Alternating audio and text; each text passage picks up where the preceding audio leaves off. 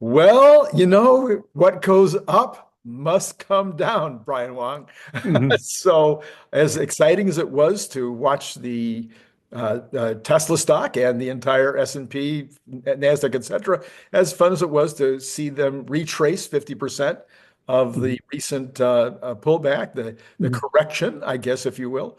Yeah. Well, now we've had a correction to the correction. Hmm. What do you see? What do the tea leaves tell you? Mr. Technical Analyst. Yeah, so that there was resistance at that 292, 294 level. And so we didn't get through that. And so we went back down. But then also the overall market went down. So um, Tesla tends to move, 2 to 3 times more than the overall market. So all the things sent us down. So it's looking like, just with market movements, then it's a question of whether the overall market moves back up again, or whether it doesn't. I'm um, positive, optimistic about the overall market. I think the tariff fights, the peace with Russia and Ukraine, those are some major things that can make the markets better. And then also, it doesn't seem that the activity to cut the government is proceeding apace, but not at a pace so fast that it will cause a recession. So I'm overall optimistic of that. But then the main thing for Tesla is that we're coming into April, May, June, when there should be multiple major game-changing activities. So if the stock is coming in all right in those conditions, then low-priced model new cars, the FSD, the robotaxi coming in June, new robotaxi every month. Then I think, and then the FSD in China seem to be going really, really great, getting into Europe. So it's pretty much all the AI activity that we're thinking about is going to happen, which should be great for the stock. Yeah, so I put out a post this morning, Brian, with regard to this kind of reconfirmation, and I talked about it on my show this morning, but I'd love to get your feedback on it. The reconfirmation of Austin, Mhm. on the one hand, you would think that would just be, well, they're reconfirming. Oh, good. But what nobody talked about was the fact that it said that the Department of Transportation in Texas and the City Council in Austin both are hosting this send off, this reveal, or however you want to call it. Mhm. And those two agencies would not have acted if they were not convinced that Mhm. this was going to be a product that was going to be safe in their community and in their state, and that Mhm. the data and any rides that they've taken or whatever it is that Tesla has provided for them, they have to be convinced that it's ready to go now, Right. not 2.5 months from now. Now it's ready now, and Right. and you would have thought that that would have had an impact. That people would have been able to figure that out, but I didn't even get that many hits on my post on X. So what Mhm. do you think about that? Isn't that what that says to you? I think this is just a certain amount of disbelief until it actually happens, right? Like when before SpaceX caught the booster, we knew, okay, they're building a launch tower. The plan is to catch the booster, but the general feeling was, okay, they're going to try, it's going to come in, it's going to blow up a few times, kind of thing. It was a bunch of disbelief that's going to actually happen. And then same thing for robotaxi. It's like for some reason, okay, yes, we're seeing other companies like Waymo, other companies doing unsupervised driving, but they're somehow thinking that um, the rate of improvement isn't going to be there, that it still won't happen.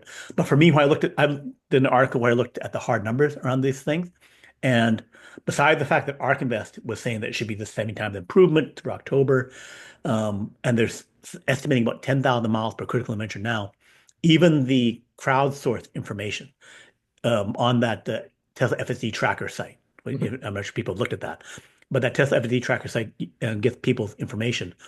Look at the last four versions of the 13.2.1 up to 13.2.8. Look at the last four versions of it. if you say, okay, someone who's used over 400 miles of it, Mm, because you need to get used to it. right, Otherwise, you're going to start disengaging earlier just because you are not used to it, not that right, the system right. is. So once you have over 400 miles, I feel that's a better estimate. And then they're at 1,680 miles on that, which if people use that tracker before, that's like 10 times more than we were at, less than a year ago. And when you look at the details of it, Texas and California are at like 99, 100%. That there's fewer disengagements and problems Mm, in the states where you have more usage right. and more activity, which is another reason that they're going into California and Texas first, is because there are more cars there, more train miles. It's just better. So I would ballpark that at least a 4 times better, maybe 10 times better. Mhm. And then for the actual problems of what's causing a critical disengagement, there's obstacles, there's emergency vehicles, and then there's unusual traffic control, which don't know what that is. Like maybe it's some emergency instruction or something like that. So if you're rolling out like Tesla into a city, like Austin, you can say, hey, where are there unusual obstacles on the roads right now? Like when I use Google Maps or Waze, it'll say, hey, there's unusual traffic conditions at such location. So if I have fleet control, I can just, steer around those things. Where there is emergency vehicles, I can just say, hey, let's avoid that. And then you would not be surprised. It's not like you're a new vehicle coming across this unusual situation. So that I think can get you another 20 times safer thing, which would then get you up to about human level safety and maybe even beyond. So But now, what do you think about my thesis, though, that the Department of Transportation in Texas is not going to put their stamp of approval? I mean, it's one thing to say, okay, you can do this. yeah, The statement was they are hosting. That means they're putting their stamp of approval that they're not going to do that unless Tesla has provided them with either data and or rides and or something, a massive amount of information to convince them that the car is ready to go right this minute, not data that they're going to provide them in 90 days. This would have to be data they're looking at now on existing. right. I would agree that they would have already been providing information, already getting the approvals. That you do that not at the last minute, Right. but right now, months in advance. Right. Right. Yeah. All right. So I mean, it just seems to me like that that information is important. I don't know. It just seemed important to me. Yeah. All right. Listen, I want to switch to Optimus here for a minute because I was blown away by this. First of all, I was a little blown away by the fact last night at the end of my conversation with Gary Black that he said he had really never gone out and done a real analysis of the use cases, in other words, of the demand. He and I Mhm. talked about it at length in that show last night. If people didn't see that, they should definitely go back and watch it. But I started giving him use cases like my own plastics manufacturing business and a t-shirt factory that I recently was consulting with, and he was like, "Oh yeah, okay, I get that. But how many of those t-shirts fact?" And I'm like, "No, okay." So you and I, in past times, we've talked about some of the major use cases in terms of, factories, distribution centers, exterior, building things.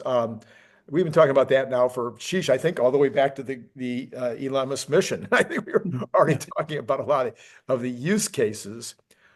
I had a new one pop up here, Brian, blew my mind here. This is Mhm. from Mike. His handle is Mike 104-950-54385. Mike, I'm suggesting you change your handle. Anyway, he says the value of Optimus is not mirroring human jobs, it's parallel executing tasks. Mhm. He says 100,000 Optimi, he doesn't say Optimi, he says Optimus, Mhm. could build a full factory in a month, not 1 to 3 years. Yep. The limiting factor in the economy is scaling manufacturing and resource extraction, not Mhm. labor. The limiting Mhm. factor in building a factory is execution and getting materials on site, not design. Tesla should build a team for logistics and designing a house, have them take 1,000 pots and build a 2,000 square foot house in a week. Continues scaling until you can build a massive manufacturing plant in less than a month. So, what do you think about that idea? So I am a few years ahead of Mike in terms of my analysis of that because I made a video last year and the year before where I talked about using hundreds of thousands of Optimus, not only to operate a factory, but to build them and to do the mining. Because if you put those onto like 5,000 per starship and then take Yeah. Oh, yeah. a few hundred thousand, a million to Mars, and then they run the mining equipment, then you have a reduced supply chain, a narrow supply chain for um, making electric vehicles, making electric bots. I only need a certain category of metals. I don't need like all the metals that we make for everything. I'm looking at only the products of more Tesla bots, more vehicles, and more starships, right? And the factories themselves, right? And the mining equipment. So I can simplify what I'm building, and then if 100,000 bots can make another factory, and it can do that in, I gave it a year, then you're doubling every year. One factory, two factories. In 10 years, you have 1,000 factories. In 20 years, you have a million factories. And you're covering the entire planet of Mars like a petri dish. I've Right. tried to communicate this as this, you know, that in 20 years, then you can fully develop Mars, not just your minor 1 million person city that Elon's talking about. I'm talking about it'd be looking like uh, Alderaan in Star Wars, where Right, it's right, like a right, right. complete city covering an entire planet. So um, I guess people didn't get that they can't wrap their head around the fact Well, that not everybody saw your video, Brian. there is some. Yes, I know. I looked at the metrics. Almost no one watched my video. So yes. So, but yes, I'm fully on board with that. Replicating whole factory, that is the main thing because that is the economic value of both Tesla and SpaceX is to get to many factories, getting them fully utilized, producing all this stuff. So yeah. So So then I recalled definitely you and on at least two videos that I've done with you mhm, talking about the fact that the thing that is really slowing down the solar expansion in the United States is labor, yeah. that they're very labor intensive to put in, Mhm, that they're labor intensive to make in the United States. But yeah. now, of course, we have all kinds of you know government help with regard to manufacturing the solar panels in the United States. So then I started thinking to myself, why Mhm. wouldn't we be able to use if Elon is going to make 50,000 bots in 2026, why not take 10,000 of those bots, have them build a factory to make solar panels? Once they got the factory done, then you probably only need 1,000 of them to run the solar factory to make lots and lots and lots and lots of solar panels. And then you put the other 2,500, or I forget what numbers I just used. Anyway, Yeah. you put a whole bunch of those robots out into a 100 by 100-mile plot in West Texas where there's nothing except for prairie dogs. And you finally do what Elon said would work all along. You get this major power plant in West Texas that could power the entire United States. Yes. So um, I've done analysis about two-thirds, 60% of the costs of a solar farm is labor. So if you can take that down by 10 times, then you're less than half the cost to get your solar farm out there. And solar farms are already cheaper for electricity. If you can speed that up, that also reduces things because it's when you do construction, you get construction loans. So the faster you can get to operation, then the better your economics are. So it would be, yes, wonderful economics to make massive solar farms and to scale that up. When we need that for the mass amount of grid that we're going to need for the robotaxis, semi trucks, all that stuff. We need to convert from um, 30% of our oil, so like 7 million barrels per day, needs to get converted over to electricity for vehicles. So we need to build a lot of solar for that. Again, I'm hoping that people are understanding the concept here, because in my head, I got to keep it kind of in front of me. And the concept is to massively deploy, to overwhelm the specific job that you have.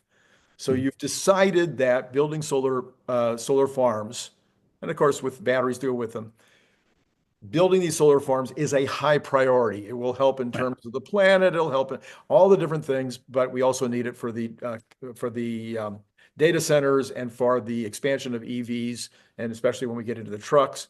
We need tremendous amounts of additional energy to do all that. So why not concentrate the activity, overwhelm that particular area, kind of like we did with the moonshot in the 60s. Okay, we got a 10-year plan. Well, with the bots, that 10-year plan might be a 2.5-year plan or something. Mhm. So then I thought, okay, if you've got this overwhelming force, then Mhm. there's a lot of ways you can use an overwhelming force. Mhm. Yeah. So what about FEMA? Right. You've got an emergency. You Yeah. could put uh, 10,000 bots Mhm. into this emergency situation, Mhm. and you may 10,000 bots, you might need 1,000 humans to go with those 10,000 bots for direction and analysis and planning, etc. But all Mhm. of a sudden, you've 10 times your capability in that location for both the immediate problem solving, then the cleanup, Mhm. then the leveling and planning, getting the area prepared to begin building, and then that's probably the end of their job. And you could use other bots from other companies or whatever to come in and do the building itself. But that kind of an emergency deployment, that Mhm. would be something that every country in the world, every city in the world, every county in the world would be wanting to have 5,000, 10,000 deployable bots for these kinds of emergencies. So we still have lingering emergencies that have not been solved. So what I'm referring to there is the wildfires in LA, Yes. where I think Pacific Palisades has 7 building permits approved, Yes. or four building permits. Four. It's some Four. Yes, four. four building permits approved, right? So there's like 40,000 homes that were destroyed, and they've only approved, it's been like 2 months, 3 months, and they still have not got them approved. So there is a bunch of um, and I think there's a bunch of things that are also North Carolina, Right. Hawaii. Oh, There's several absolutely. areas which are not back to normal yet, and so there is a bunch of permit approvals, a bunch of cleanup things. There's a bunch of activity that has to happen, which if you had um, more aggressive, more confident people running the show, then this could have been done faster. Um, when the president went down there, he said, "Hey, you should just let the people do the work, Right. and then waiver it off and say, okay, you're taking responsibility to do it, and then people could do the cleanup themselves and then do the activities. But because they're um, choosing to nanny state and do other things, that they're preventing it. So having hyper efficient bots versus um, bureaucracy and competence can still stop you from doing anything. It could, yes. But I'm kind of remembering, Brian, Yeah, you were a long way away from it. I yeah, lived about 3 miles from it. The yeah. Santa Monica Freeway collapsed in that Mhm. earthquake, and I lived Mhm. about 3 miles from where that collapse took place. Mhm. And the state of California gave these guys the guys that were going to fix it. They gave them a contract, and they said, "Well, if you finish it in a year, we'll pay you this much. If you finish it in 9 months, we'll pay you this much. If you finish it in 6 months, we'll pay you this month. If you finish it in 3 months, we'll pay you this much." They finished it in 3 months. Mhm. So even though you've got concrete drying issues, you've got to put you got to put the metal in and then the concrete. Yeah, there's things you have to do in order in all of Mhm. these things. Yeah. But probably was a 1-year job or longer, based on a lot of freeways I've watched get built here in Southern California, which was Right. what was probably a 1-year job or longer, was accomplished in 3 months just because they wanted to and they got a benefit from doing it. And they just brought in the overwhelming labor in Yeah. order to get that done. So to me, Right. there would be lots of situations, not just in emergencies, Mhm. but where you would be able to, you need a freeway? Well, you don't need it 10 years from now. You Mhm. need that freeway now. That's why you're going to build it. So you could bring in massive amounts of more labor and get these things done so much faster. Which you have the example of China. The entire country has an abundance Right. of labor. Right. They can make an entire shopping mall in 2, 3 months. Yeah. They can build whole factories again in months. I believe that the part of the when people compare the Shanghai factory versus Austin or other factories, that the higher labor costs in the United States and in Europe are the reason that the same Tesla factory, okay, like Tesla factory in Shanghai, Tesla factory in Austin, Tesla in Fremont, Tesla factory in Berlin, but the Shanghai factory is 20% faster. I believe it's because they have lower cost and skilled labor in China that they're able to get, even relatively the same machines, relatively the same stamping, similar processes, and you have that extra value there. So um, we can just see that all the China speed construction that everyone's been marveling at for 20 years, you can get that for everything everywhere, and maybe even more with abundant bot production. So, and for people who don't know, the Empire State Building, still standing, was built in like 300 days versus other high rises built in the 70s or 90s, or the more recent Freedom Tower taking 7 years, 10 years. It just got longer and longer. And as I said, those other buildings built back then are still standing. Right. So if we're saying, okay, not as safe to do it, what are you talking about? The building is still there. I was just back in Rome about two Yeah, years ago. I was yeah, visiting some of the ruins in Rome, and while yeah, there's ruins because of various things that have happened over time, yeah, basically those buildings would still be there, but for probably some wars and things. right. I love this build. There's one building in Germany. It's it's got two towers next to each other. It's a church. Took them Yeah, 1,100 years to build it. right, right, But guess what? The part that they started with 1,100 years ago, it's still standing. right, It's still doing right. just fine. So I don't know that we're building better and better. I think I don't know about the timing. All I know is what I'm looking at here is one more application. When Yes. Elon talks about 3 times, 3x the number of humans, Mhm. we would be able to do bots at that level. I can make the case. You've made the case all day long in terms of industrial uses, in terms of home uses, all the kinds of things that just seem kind of normal if you understand manufacturing, distribution, et cetera, Yeah. and you can think out of the box with regard to the home uses. Yeah. I've got lists and lists. I forget how many now of home uses that most people aren't even thinking about. Right. Things like the medical care of the people in the house.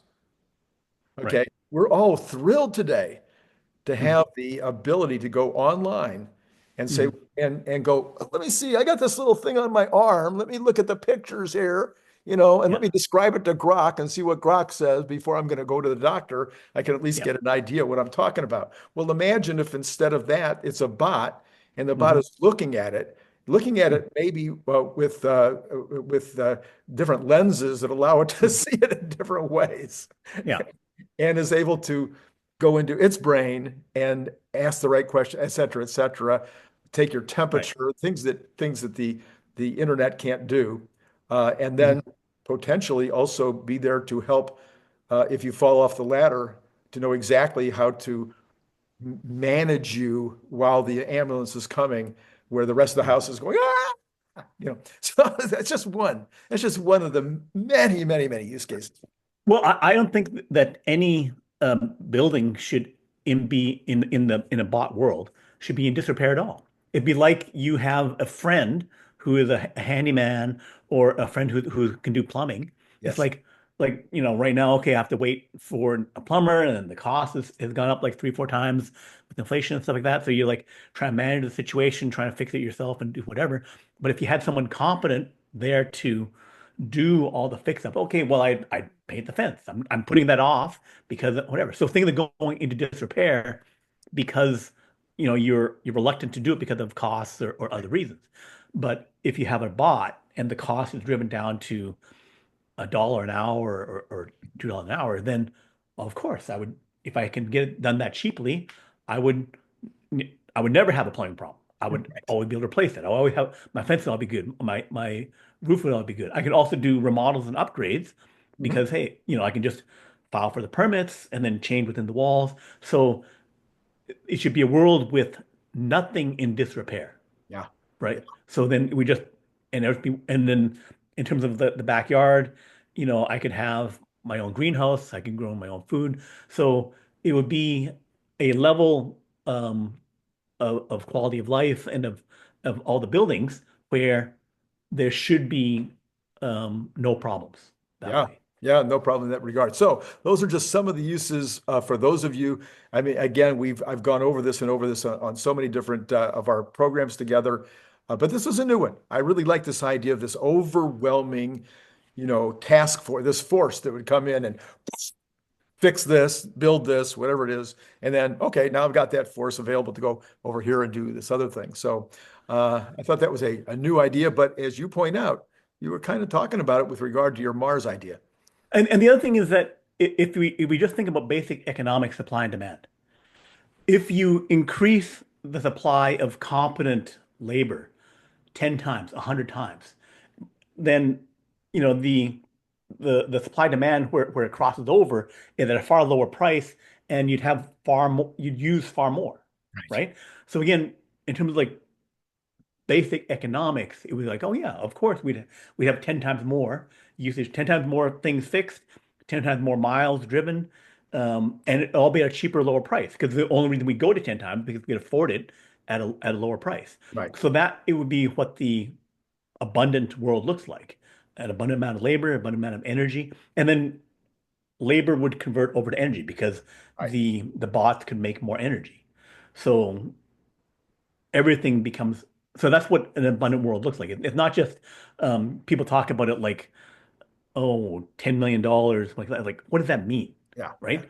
It means that my house is perfect and I made it into a mansion. Right. And I got a bunch of servants, robot servants doing stuff for me. Right. And then they're also making money for me. So I don't have to worry about um, not having stuff. So, and it wouldn't even be the point of, you know, which is goes to Elon's talk about like what do economics even mean, Yeah. right? Yeah. It's because if you dig into the details, it's like, well, of course I'll have 10 times, and of course I'll have a bunch of bots. And it's like, oh, distribution, stuff like that. Like, unless you're keeping these bots locked up, if you have 10 billion, why aren't you fixing everything? Like, Right. what's holding you back? Oh, I'm concerned about the money, but it's like I can make as much energy as I want. Yeah. So, so that's what abundance will look like. So, All right. Okay. So I thought that was really interesting. And I thank Mike. I invited Mike to come on the program sometime, but he hasn't gotten back to me yet on that one. okay. So then, Brian, you and I have also been talking at length about this balancing the budget idea. Mhm. But we keep on talking about it. It's kind of bugged me every time we've done it because we kind of go, well, it's like a trillion here and 500 billion. And I thought, okay, we need to bring this down to real numbers so that people can believe it. Because I Mhm. don't think you can believe it unless we know what's actually going on. And Yeah. then we can take those numbers and turn them into something real. All right. Mhm. So total imports in 2024 were 3.359. Is it okay if I change that to 3.4? Anyway, Yes. 3.4 trillion. Mhm. The average tariff rate on those products coming in was 8.4%.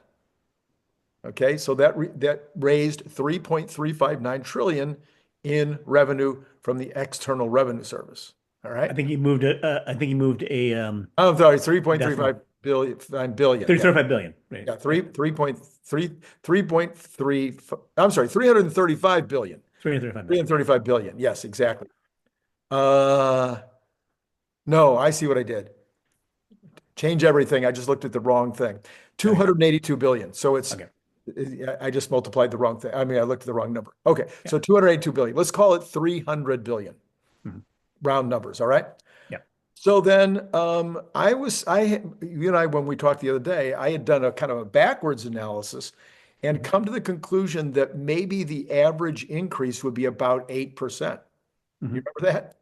I Okay. kind of backed into that number because I thought, you're not going to be able to raise tariffs 20%. That's just going Mm. to kill business. Right. You won't get anything coming into the country if it's Right. 20%. So you need to have a number where the product still comes into the country, so that you can tariff it. And I thought, you know, 8% probably is a good number. Mhm. And there was more analysis than just that, but that's what I came to. Well, it turns Yeah. out that interestingly, it is 8% now, and an 8% increase would double it. Yeah. So I'm going with that number. Right. Okay. Mhm. So what would that be? An extra 300 billion. Mhm. Right. All right. Now we've already talked about the 1 trillion that DOGE is going to save. So I'm just Mhm. going to give them that. Got it? Then I asked Grok, okay, if we've got 1 trillion coming out of expenses and we add in 300 billion of new income, Mhm. how much is that going to save us on the interest rate? I mean, the interest. Oh, I also said 100 basis point lower on the interest rates on the Mhm. treasuries. Mhm. And you have any idea what that'll save? Come on, do it in your head, man. 100 basis points of 100, saving. 100 basis points lower than it is today. So like So we have $37 trillion worth of debt. So 100 basis points, 1%. So that's $370 billion of less interest. Um, yeah, so Grok went into a lot more detail in terms of how it would flow in, and that it mhm. wouldn't all change at once, and blah blah Yeah. blah blah blah. Anyway, the number is still big, uh, according to Grok, and Grok could be wrong. Mhm. Grok says that it would save 125 billion. Okay. So that gets us to 1.425 trillion. Mhm. Yeah. Okay, out of the 2 trillion deficit. Mhm. So I was done. I was done with that, Brian. I thought, well, that's good enough. And that they can find another half a trillion if they want to. That's not going to be that hard at that point. Mhm. Then somebody said, well, what happened to Trump's gold cards? Mhm. Yeah. So all it would take is 100,000 of those, roughly Mhm. 110, 100, whatever, but about 110,000 Trump gold cards, and we've got our balanced budget. Mhm. So what do you Right. think? I've got the number. I got the details now, Brian. Okay. So $5 million per gold card coming in, right? Yeah, And then so 100,000 of those would be 500 billion. billion, 500 billion. Yeah. So 500, 600 billion. Yeah. That's good. And they've already sold 1,000 in one day. Right. I remember Yes. Lutnick already said they sold 1,000 one day. So if they slow down to half the pace, then we're looking at 200 um, days to get to that 100,000 level. Yeah, Yeah. so that, So yeah. have you been listening to some of the ways? I had never thought of these at first. Some of the Mm, ways that they think that this will happen, like with companies paying it in order to get top talent, mhm, or with whole families getting together and sending their one. You're more involved in that world. What do you mhm, think? Do you think there's a lot of people that are going to be finding a way to come up with the five? Oh, so they said people would be able to borrow it. you mhm. know, if they have the assets they could borrow, or, the potential earning power, they could borrow the 5 million. What do you think about some of these ideas? Well, for people who have $20 million, something like that, and there are, I think they've done estimates of a million, 2 million people worldwide have it. There's official numbers and there's hidden because Yeah, a lot of yeah. people have that kind of money elsewhere, hide that money. Um, so then the fact that so you have say 20-ish million dollars or more, and then you spend the 5 million, it's because you can make even more in the United States, right? That you're in a foreign country and you're doing obviously doing very well there, but that you can make even more there. And the good thing about the gold card is that it doesn't say, okay, you have to move over entirely, and we're not going to tax you on your foreign. So then it's like if you have the business case where it's more positive for you to also do business in the United States, this gold card is pretty much giving you that freedom. So you can continue to make money over there, and then if I can double my returns, then you pay your $5 million expense back in about 2, 3 years. So it could be even faster if you have more money. So I think that is something where um, someone who has the option of being global and having a substantial means would then do that. And then the marginal case where you described of like a family coming in to do it, and then once one person's in, then they bring in the rest of the family. I was like that. Yeah, that's. But I don't think it's less important than um, being very useful for rich, actual rich people now to do it. Yeah. And the U.S., if it's got no more deficit, is really well run, then it would be more attractive to bring over the other business. Yeah. Yeah. So anyway, I thought that this little analysis makes it look a little more real. I mean, it's a little more like I've brought the receipts. Yes. Yeah, will Doge be able to do the $1 trillion? Um, I think so, but they're Mhm. certainly running into a lot of judges, Brian. Mhm. Yes. What's with these judges? You'd think that the Democrats don't want to cut the deficit. What's going on here? Right. Yeah. So it's a um, poorly planned move, I think, because it's that 80-20 kind of issue where people, 80% of people do want things to be well run, and that causing this thing to slow it down is one, it's not sustainable. Like it's not like some local courts make the decision. It's not going to get appealed all the way up to other things because you have the entire government federal government coming at you. So it's going to get modified. So, and then there's a bunch of other things they can do bill-wise, other stuff. Like there's so many levers that they can pull to get things done that it's a pointless and unpopular effort to do that. Yeah. So, uh, of course, I think I went out and visited, some of these people out that were protesting, and then I've watched a bunch of other videos of other protesters. Almost all the protesters are my age, Okay. and their big concern is Social Security. Right. And I'm trying to figure out what they're. I had a bunch of people 5 or 6 years ago when there was more economic issues, people worried about the country, financially, what's going to happen, blah, blah, blah. And they would Mhm. say, yeah, because what happens if Social Security, what if we don't get our Social Security check when we get old? Maybe the Social Security. And I said, do you have any idea how bad the country would have to be before they wouldn't pay Social Security? Do you have any idea? You'd have to have like a nuclear holocaust before the country would not pay Social Security. It was like, look what's happening. Even the Palestinians are revolting against Hamas today. Mhm. Mhm. You don't think the revolt, if they actually stopped or reduced your Social Security check, oh my gosh, the protests Mhm. would never ending. So Mhm. I don't know why these people think that the demagoguery that goes on around reducing or eliminating or somehow cutting Social Security has any reality at all. But that's what they're out there protesting about.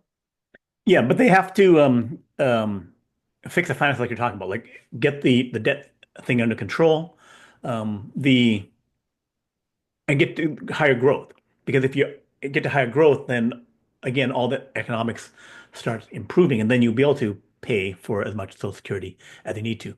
Although you'd have to have a really fantastic robotaxi, Tesla bot economy um, o- to fix, because there's the issue of declining birth rates and stuff like that. So Right. down the road, no matter how great the inanimate um, economy becomes, you still need to have more people.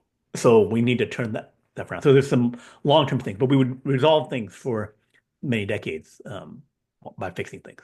Yeah. Yeah. Yeah, I am as much as interested as I am in trying to analyze the demography of post 2045, which is when we're supposed to hit peak population.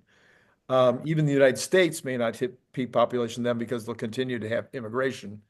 But the world is supposed to hit peak population at 2045. I'm not going to probably be here, Brian.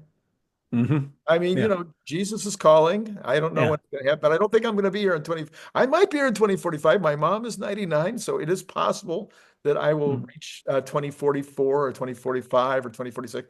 But anyway, I am interested for my children, but it's a little too, how can you say it? So it's like people talking about the global warming impacting in the year 2100. Mhm. Well, so many things can change. I mean, Mhm. so the sun, the Earth could change its orbit. So here's let me explain why you should care about it and why it will Okay, why okay, those kind of things will impact before. okay. So Japan and China have some of the lowest birth rates, also South Korea Yes. do too, right? Russia. China has about six of the uh, globally important banks, right?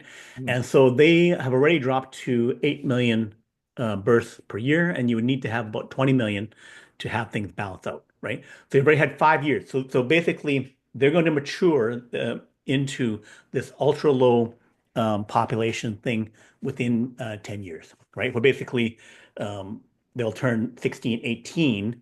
Instead of expecting 20 million, I come in with like eight.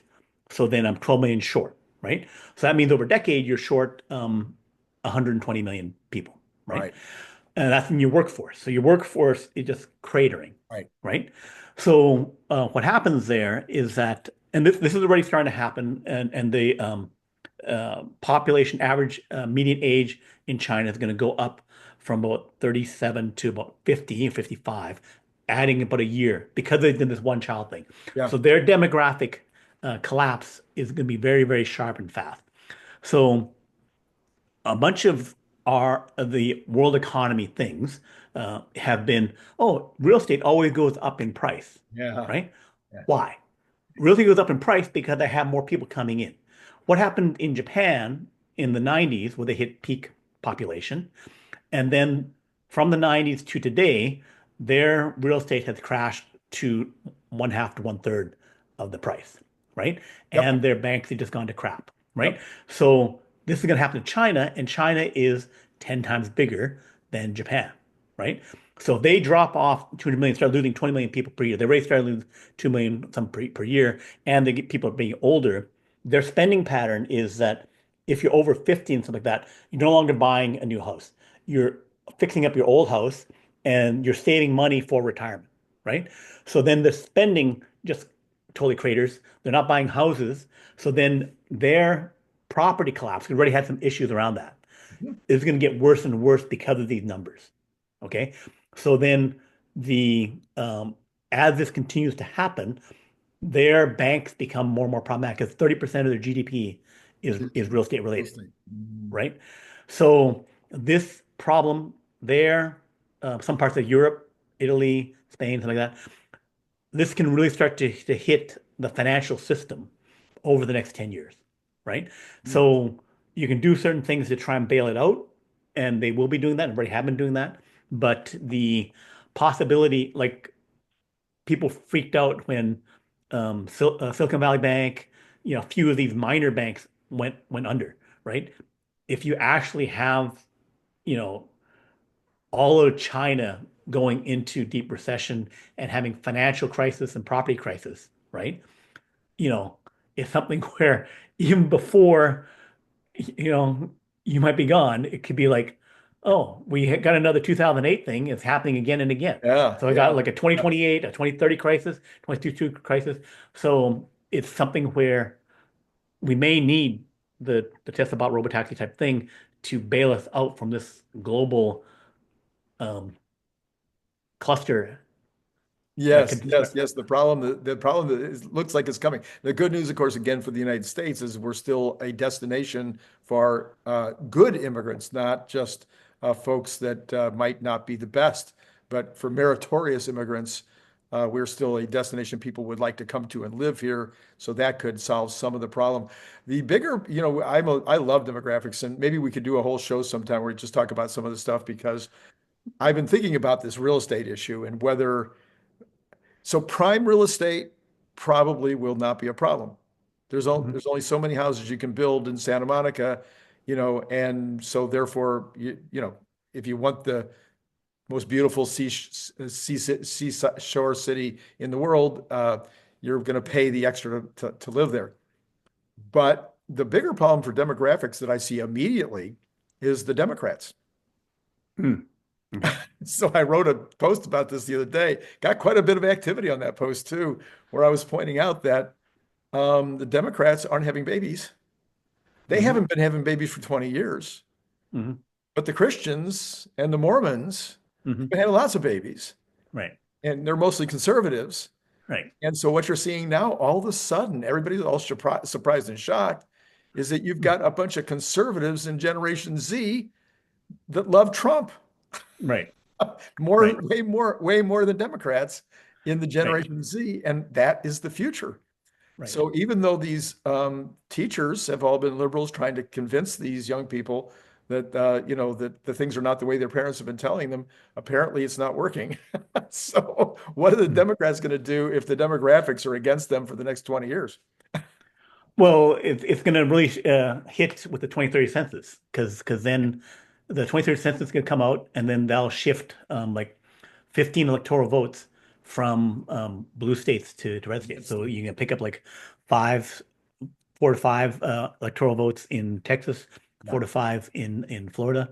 So you run the numbers and basically even if um, the next candidate in 2032 won every state that That's right. Biden or Harris won, and also won 3 of the battleground um, um, Rust Belt states, they would still lose because there'd be too many shifts over to the other red states. So it's a big problem for them. Yeah.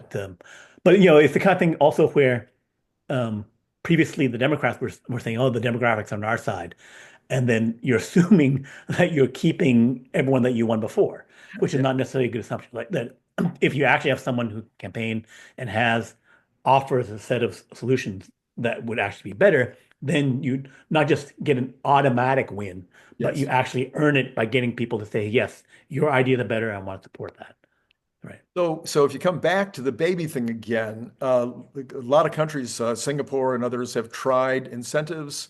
Right now, I forget who it is. There's one country, maybe it's Korea, anyway, that's offering like $1,000 for the first baby and 5,000 for the second baby and 10,000 for the third baby. These things don't work. They tend to pull forward the births, but they don't actually result in more births. So I've looked into this closely. So Okay. the issue is that all these planning things, and I've talked to some mayors of various cities and that kind of stuff, is that they're like for Japan. Okay, it's a big problem. They're losing people. They're going to drop down to 100 million people by 2050. Right? They're at 120 some million. Before they were at 128 million. So they're going to start really cratering, losing whole cities quickly. Um, so the problem is that they then say, okay, let's give 1,000, 5,000, $10,000. Nowhere near enough because you would know in the next month. So I said China at 8 million, right? They need 20 million, right? Right. So that means in a month they need um, 1.7 million babies, right? To get to the 20 million, they need 1.7 million, but they're only at 600,000 in the month, right? So when they come out and say, here, have give you this amount of money. And they go from 600,000 to 620,000. They get 20,000, actually more pregnancies. It's going to take you a year, 9 months Yeah. to Yeah. know whether you actually have the baby, right? But you could, within 3 months, know that there's an increase in pregnancies, right? And within 9 months, you would see, okay, did I get from 600,000 to 1.6 million, right? I can tell you right now, no, you did not do it because you need to pay them $100,000, $200,000, $250,000, Wow. right? Wow. So you have to ramp it up to that number, and then in 9 months, not waiting 5 years to say, hey, we failed. We did this thing in Sweden, we did this thing in Norway, we did this thing whatever, and we moved from like 1.4 to 1.8. We're still short of 2.1, which Right. is replacement, Right. replacing the mom and the dad, Right. Right. right? So I'm not getting even the pull forward. It's like blah blah blah pull forward. If I pull forward only 20,000, I'm nowhere near where I need to be, Right. right? So even if I'm pulling forward, I need to constantly, and I know right away within 9 months, am I paying enough for this? And also within 3 or 4 months, I can see, is there an increase in the number of people coming in to Right. see pediatricians? Right. Am I at my number, Right. right? And if I have not, in China's case, tripled what I need to do, and then if we talk about um, pulling forward, Right. if I'm only at the number and I'm expecting some number pull forward, right? then again, I'm short. I need to like way overshoot, right? To get to Yes. that number. So you have to like totally revamp the system where it's like, and currently it's because more seniors and 50-year-old people have more money, they control more of the tax system, right? Mhm. So it's taxing the young people, young families too much. So you're penalizing them. So not only are you not giving them 250,000, you're actually taking negative 100,000, negative the other way. So in order to get this fixed, we have to go to these really big numbers, and you have to have a business intelligence chart showing, have I fixed this in 9 months? If I have not gotten to triple the number of births, or in the United States case, double the number of births, right? I have not done nearly enough stimulation, Yeah. right? So if I'm actually going to try to fix the problem, With I money. have to, With with money. money, I must fix it in 9 months, Wow. right? And if I have not got enough, well, apparently 250,000 was not enough. I need to go to 500,000, right? So then you have to go to that bigger number. And then people saying, whoa, whoa, whoa, you're doing this thing. But the thing is, if you don't do it, like say Korea, Yeah. where they have like zero point 0.8. Yeah. So I'm at zero point 0.8, zero point 0.7, especially in Seoul, I'm at zero point 0.6 and zero point 0.5.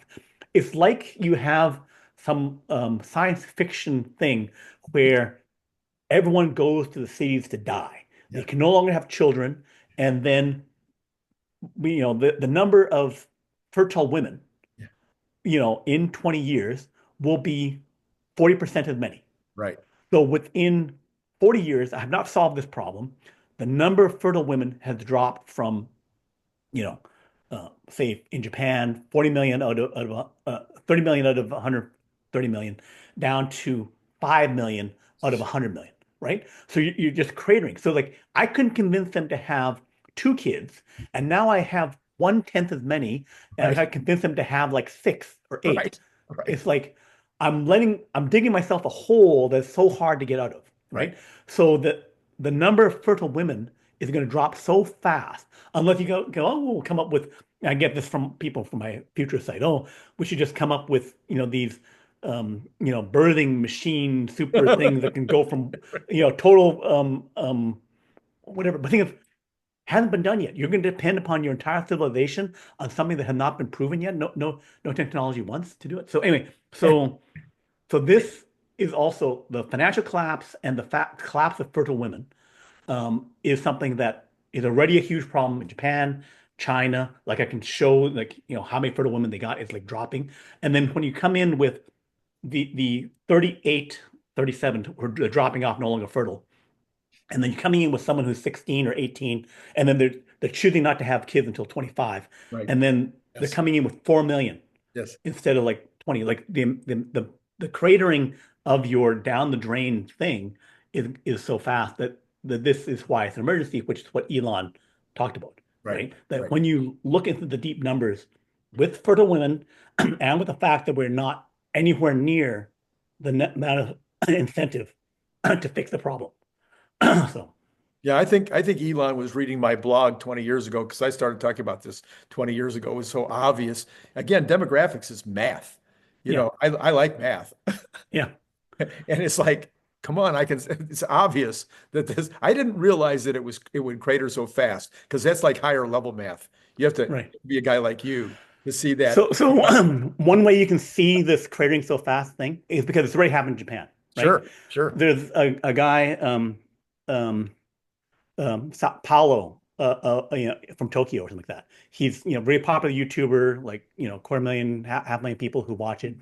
He did this video of of elementary schools in Japan in rural towns, where you have this whole elementary school that could have like hundreds of kids.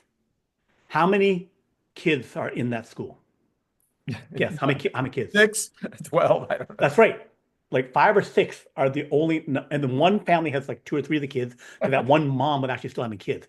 But like it's like virtually deserted, and Japan didn't shut it down. Like in Canada, other places I know, they shut down the elementary schools, right?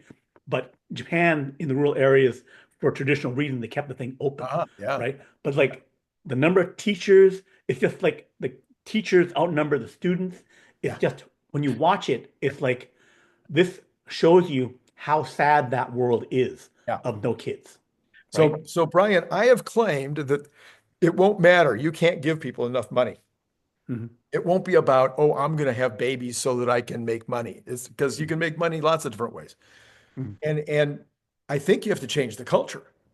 Okay, I Mhm. think you have to. I think it has to be the cultural elites, the people that write the songs, the people that write the TV programs, the people that write the movies, the books, and the leading elites have to recognize the problem and somehow change the idea about parenthood. Mhm. Maybe change the idea about marriage would be a good idea too, because it's Mhm. really better if you have two parents, if you're going to have children, in terms of just the parental experience. If you're a single mom, even or a single dad, the experience is a lot different than if you're raising those kids with two people. And so somehow I think we have to change the cultural thing, or we won't. I don't think the money will ever do it. I don't think the money will. I don't. Well, And you won't be able to afford to pay somebody 100,000. Your economy will collapse. well, you say the economy will collapse. The thing is, like I said with China, if they go to 2050 Yeah. without changing this Right. around, right? Right. Their workforce could drop from Yeah. 800 million down to 400 million. So your economy would be starting to collapse. It's just a question of like, do I pay now or do I pay later? Right. And also the number of people alive, and I still have national debt. If I still have that problem, and many countries do, then your debt is doubling because the number of people to pay it is dropping. Right. So the fact that, if we can't afford a quarter million, a half million now, how are you going to afford the fact that, everyone has $1 million worth of debt, down the road, right? Right. So you have to redo this thing now. Just like, doing DOGE to say, oh, we go bankrupt in 8, 10 years because we're, going from 37 trillion down to 60 trillion to 80 trillion to 90 to 100 Right. trillion dollars in debt, Right. right? That blows up. So, but this is almost as fast, where your Yeah. number of people dropping off, the number of births, that you have to pay it now. Otherwise, like Japan or Korea, like in 2100, Korea at the current rate, if we don't get super longevity, don't get a bunch of other stuff, Korea will go from 48 million people, 50 million people to like 14 million people in 2100, Right. right? Right. They could Yeah. go to like, Yeah. So 30 million. you can sit here and you can talk all day, all you want to about the existential threat of global warming, which is based on questionable science, in my opinion. Yeah. Demographics is not the same way. The Yeah. demographics it is, I mean, yes, things can turn around. You can have a cultural shift. But the problem is, Elon points out, is that when you've got this, when it's on the way down, even if you get the cultural shift, to get it going back the other direction is very, very hard just because of the numbers. Right. And also because we have never done it. Never, ever. There's no country that's gone below Right. 2.1 Yes. has come back, unless they went below 2.1 because of Black Plague or Right, something, right. like 100 years ago. But no modern country has gone below 2.1 replacement and then come back above. They've come from 1.4 to 1.6, but they're still way below. It's like I'm drowning underwater. I went from 10 feet underwater to 8 feet underwater, but I'm still underwater, not breathing, Right, right? right. So this we have to make the change, and we have to use propaganda, money, everything to do it. Otherwise, you end up extinct.